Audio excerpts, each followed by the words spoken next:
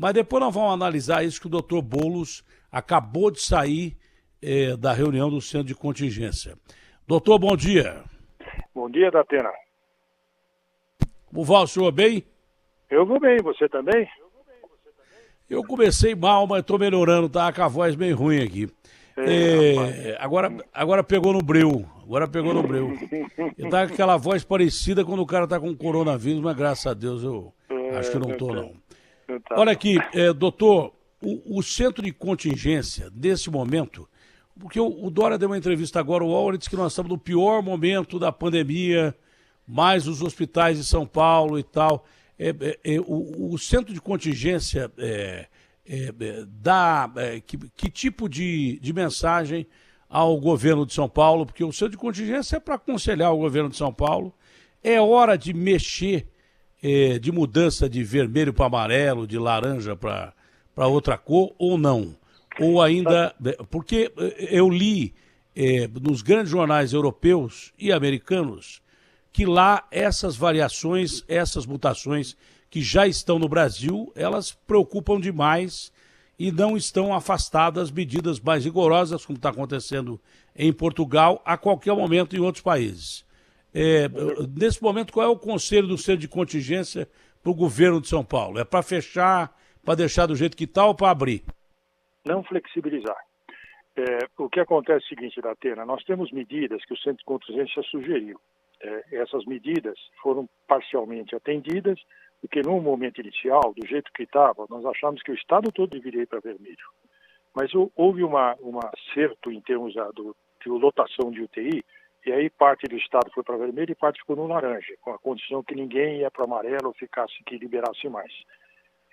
Mas o governo, por iniciativa dele, que não foi uma orientação nossa, ele resolveu também taxar vermelho após as 10 da noite e aos fins de semana. Essa nós não opinamos porque nós não tínhamos dado essa sugestão. Então, se ele for flexibilizar, provavelmente, pelo menos ouvindo a nossa sugestão, na questão que ele fez aí após as 20 horas e no fim de semana. Mas com relação ao Plano de São Paulo, a mudança, a nossa sugestão é não acontecer isso. Porque no início a gente tinha até pensado em ficar mais rígido o processo. Mas isso quem vai dizer é o governo, né? Nós podemos dar sugestão, ele vai atender ou não. Isso ele vai dizer na coletiva dele, né? Só para entender, o centro tinha aconselhado o governo de São Paulo a passar todo o estado para vermelho, é isso? Nós tínhamos dito que neste momento, até por questão, isso no passado, há 3 semanas atrás, né? No momento que nós estávamos, de fato estava pior que hoje, né? No momento que nós estávamos, a situação estava muito dramática. Então, que seria melhor a gente dar menos ofertas para a população, que não estava, mas não está respeitando as orientações de saúde pública, para evitar momentos de aglomeração. E como você evita momentos de aglomeração? Não deixar lugares para eles irem automaticamente, por exemplo, não abrir os bares, restaurantes, aquelas coisas todas, né? E ele atendeu em parte, quase toda parte, exatamente, só que o nível de colocação de UTI que nós tínhamos colocado abaixou um pouquinho, então houve uma parte que não ficou vermelha do estado, outra ficou, mas ele atendeu a parte. Agora, a outra orientação foi deles mesmos, não fomos nós do vermelho depois das 8 da noite de fim de semana. No fundo, e até o que você falou, que preocupa muito, você falou dessa variante, essa mutação, essa variante que tem do coronavírus, que tem uma grande flexibilidade. Um dos nossos membros do Centro de Contingência, o professor Benedito Fonseca, que é da Universidade de São Paulo, em Ribeirão Preto, ele testou, para crescer a cepa normal do coronavírus, demora 72 horas. Ele pegou a variante que chegou de Manaus, porque vieram 3 pessoas de Ribeirão e uma de Franca que vieram com essa variante, e ela cresceu em 24 horas. Quer dizer, 3 vezes mais rápidas do que o coronavírus que nós já estamos aí com ele há 1 ano. Isso mostra que essa cepa, de fato, é muito mais transmissível. E como ela está no interior, isso justifica porque o interior está numa situação tão dramática hoje, com parte do interior está morrendo muito mais gente, as UTIs estão muito mais lotadas, a Grande São Paulo está menos ainda, provavelmente essa cepa não está ainda disseminada. Mas como não existe portas fechadas no estado, certamente isso vai cruzar, e se não estiver cruzando. O que nós sabemos, e isso é uma notório, é que as UTIs nós estamos tendo casos mais graves do que normalmente. Então, nós estamos numa situação muito ruim mesmo nesse momento, com uma estabilidade nas últimas semanas, eu diria assim. Talvez pelas iniciativas tomadas 2 semanas atrás, dê uma estabilizada. Esperamos que continue estabilizado e que possa até decrescer. Por isso, qualquer tentativa de liberar mais hoje, nós não somos favoráveis. É isso que eu queria saber. Que ele está dizendo que ele está tomando decisão baseado em ciência. A ciência são vocês, do Centro de Contingência do Gerenciamento do Coronavírus. Hoje o senhor, como membro do Centro de Contingência do Coronavírus, aconselharia o governador a não mexer em nada, a deixar do jeito que está? Foi a nossa sugestão. Nossa sugestão do centro vai ser esta, né? O nosso coordenador deve levar isso para o governador hoje ainda. E aí a decisão vai ser dele. Obviamente, ele sabe, nós sabemos muito bem isso, falamos várias vezes para ele, que nós somos apenas, como você diz, conselheiros, né? Nós não somos quem decide isso aqui, né? Eu entendo que não é fácil estar no lugar que ele está, com essa pressão toda e também com o desemprego grande, com a situação. Mas a visão do pessoal da saúde é assim, você só vai acabar esse problema todo da repressão, da falta de alimento, da falta de coisas, quando você acabar a epidemia. Se acabar a epidemia, a vida tende a voltar ao normal, mas não adianta você ficar fazendo remendo, abre aqui, fecha lá, enquanto a epidemia está indo a velocidades enormes, né? Infelizmente, como a gente comentou, a população está com a sensação de que está tudo normal, estão todos se aglomerando, não usando máscara mais, e isso, de uma certa maneira, preocupa demais, porque o aumento certamente se deve também a isso. As pessoas deixaram de ter, pelo menos parte das pessoas, o cuidado que estavam tendo no ano há 3, 4 meses atrás. A gravidade dos casos que chegam ao UTI, tá bom, está estabilizado a ocupação da UTI, mas a gravidade, os casos mais graves, mais letais, possivelmente se devem à variante? Não sabemos isso, porque o que tem sido, porque é muito difícil você precisa de técnicas laboratoriais específicas, é difícil você isolar todos esses vírus aqui. Mas o que nós sabemos que ele está circulando e possivelmente, nos casos, pode ser que alguns graus eles vão fazer isso, não sei. Mas o que está acontecendo só é um chamariz do pessoal da UTI, que hoje você tem as lotações de UTI são maiores que de enfermaria, mostrando que hoje você está tendo casos mais graves. Então, se é possível, sim, apesar que o que foi demonstrado é que ela é altamente transmissível, não obrigatoriamente grave, mas é um único fator diferente, né? Mas pode ser que sim, que você tem razão. Essa é uma suspeita que está tendo o pessoal da UTI. Porque hoje você tem mais dotação de UTI de enfermaria, parece que tem menos casos graves, casos mais graves.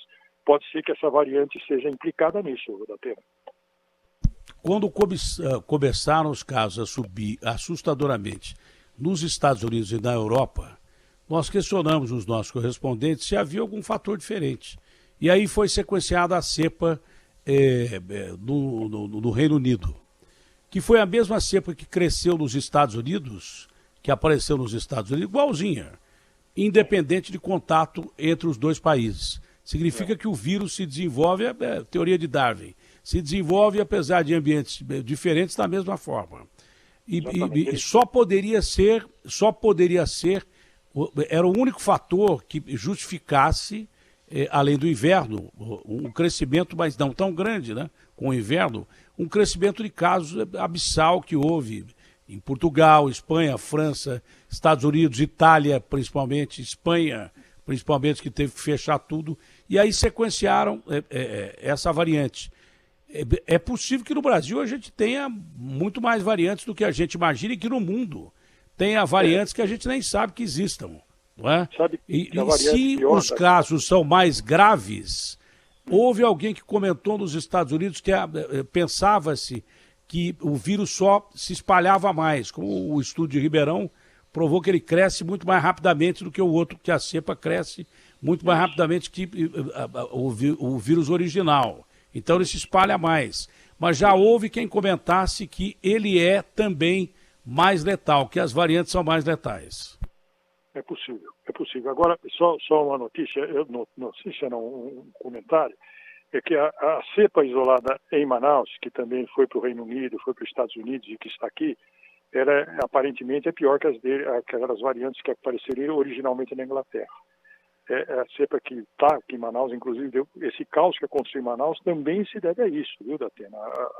Esta cepa disseminou, pegou quase toda a população. Pois é. Por isso, com essa crise nas UTIs, mas se chega essa cepa aqui, me permite a parte A, como diria o cara do interior, se de repente a cepa que provocou esse rebu terrível, com mortes, falta de oxigênio, hoje piorou a situação em Manaus e cidades da floresta, lá entre os povos indígenas. Se essa cepa provocou essa situação terrível e ela aparece aqui, não é uma irresponsabilidade você abrir agora? Veja, eu sempre digo isso. Nós, o Grupo de Saúde, achamos que não deve abrir nada desde o começo, mas é claro que isso não é possível. Eu entendo isso e por isso o gestor é eleito para resolver esse tipo de situação. É claro que a crise, não só, nós somos um país diferente também, né, Datena? Lá na Europa eles não têm essas desigualdades sociais que nós temos, essa falta de alimento para a população que nós temos. Então, eu entendo o governante brasileiro que está aqui, a dificuldade deles de ponderar essas duas situações. E também, provavelmente, eles não têm prefeitos tão cabeça dura como nós temos aqui. Mas, de qualquer jeito, eu acho que para a saúde, o ideal é que as pessoas ficassem mais isoladas. Para a saúde ainda, porque isso é claro, é uma doença transmissível. Então, quanto menos contato você tem, menos possibilidade você tem de adquirir e de transmitir a doença, né? Até pelo menos que nós tenhamos uma cobertura vacinal que seja adequada para que a gente possa sair normalmente na rua sem máscara. Mas é aquilo que fala, as pessoas têm que saber. Não? Pois não. O Dória não erra quando ele diz que o presidente Jair Bolsonaro não teve tanta preocupação, nem o Ministério da Saúde, em conseguir vacina. Ele não erra, mas como tudo que ele fala interessa a ele mesmo, ele também omite que não tem vacina no mundo inteiro. Está faltando vacina na Europa, está faltando vacina nos Estados Unidos, está faltando vacina em todo lugar, estão reclamando de vacina em todo lugar. Tanto que decisão de hoje da comunidade europeia é que o Japão, que está começando a ficar numa fase muito ruim, não vai receber mais vacina. A comunidade europeia, por enquanto, não vai mandar vacina para o Japão, não vai socorrer o Japão. Então não tem vacina em lugar nenhum. O único país que vacinou 37% da população foi Israel, que tem 9 milhões de habitantes. Então é mais fácil. Conseguiu a vacina com o apoio americano e vacinou. Então o Dória, ele não está errado. O Bolsonaro não foi atrás de vacina e tal. Aí ele diz a verdade, mas ele omite o que interessa a ele. Ninguém tem vacina. E a preocupação nossa não é com o Brasil só, é com o mundo. Porque enquanto houver um caso no mundo, nós brasileiros estaremos ferrados também. Não existe pensar em pandemia pensando no seu próprio quintal. Porque se você imunizar todo mundo e acabar a doença aqui, sumir a doença, ela vem de fora. Então a gente tem que pensar em termos globais e não tem vacina no mundo. Não tendo vacina no mundo, em países que tem muito mais dinheiro que a gente está quebrado, como diz o presidente. Como é que o senhor analisa o fim da história dessa coisa? Porque enquanto não vacinar, ou vai morrer muita gente, porque esse vírus vai mudar, a gente vai dar chance para esse vírus mudar. Como é que o senhor analisa essa situação e qual é o fim da história disso, doutor Boulos? Datena, vai ter vacina, né? Não tem vacina neste momento. Por quê? Porque a possibilidade de produção, ela não é ilimitada, vai produzindo com quantidades que vai aumentando à medida que vai aparecendo. Só que nós temos 7 bilhões de habitantes no mundo, mais do que isso, e obviamente para a gente atingir toda a população vai demorar muito tempo, porque a capacidade produtiva dos laboratórios, mesmo laboratórios sofisticados como o da Pfizer, da Moderna, é limitada. O próprio Estados Unidos, ele está comprando hoje, o presidente Biden está comprando 1 milhão de doses por dia, né, que já é uma quantidade grande. Você imagina que os países estão comprando quantidade, mas a capacidade produtiva não é tão grande assim. Então tem que esperar a produção acontecer. Mesmo aqui no Butantan, está chegando agora os insumos, nós vamos ter produção de vacina. Só que vai ser lentamente, porque à medida que vai produzir... Quanto tempo para produzir uma vacina? Eu não sei exatamente. Porque é uma receita de bolo, né? A gente tem que misturar os insumos que chegam e depois envasar. Quanto tempo leva um processo desse aí? Provavelmente são dias, uma semana talvez, né, quando chega até você ter o resultado final. Mas, de qualquer jeito, isso tem que ir para o campo, né? Então, ou seja, nós vamos ter vacina, só que a vacina que a gente está falando desde o início, nós vamos acabar de vacinar a população provavelmente o ano que vem. Né? Nós temos um ano ainda para vacinar a população. Mesmo os Estados Unidos com 1 milhão de doses por dia, você imagina que eles vão precisar de pelo menos 300 dias para vacinar a população deles. Isso significa que eles vão ter aí um ano para vacinar a população. E tem 2 doses, tem que lembrar que são 2 doses, né? Então, agora, está entrando outras vacinas no mercado, né? Aparentemente, agora tem uma vacina que pode eventualmente ser de uma dose Sputnik só. V, Né? Sputnik V, a Janssen tem uma dose só. Sputnik V anunciada com 91,6, coisa assim. E a Sputnik parece que eles estão oferecendo para o Brasil, é que ainda não está aprovado na Anvisa. Há muito tempo. 50 milhões de doses eles estão oferecendo, que é um contingente importante.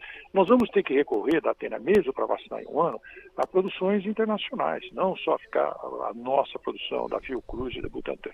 Vão ter outras vacinas, vão tomar quantas vacinas chegarem melhor.